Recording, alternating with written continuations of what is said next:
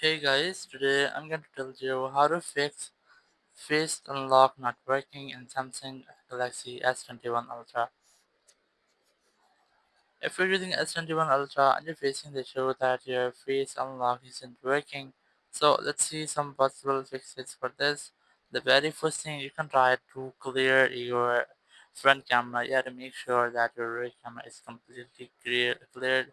There's not any dirt and dust in it. Or you can also try to clean it if it's clean already. So you can also try to clean your face, like there might know any dust or any blocking like your mask or glasses on your face.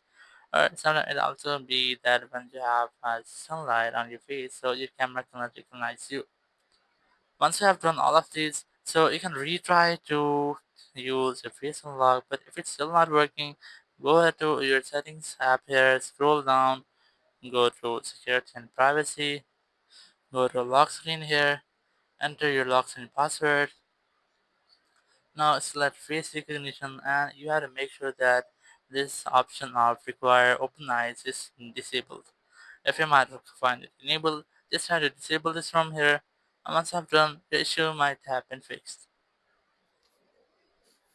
If it's still not fixed your issue, so the main thing or the very fast method you can try to remove face data. Just click on remove.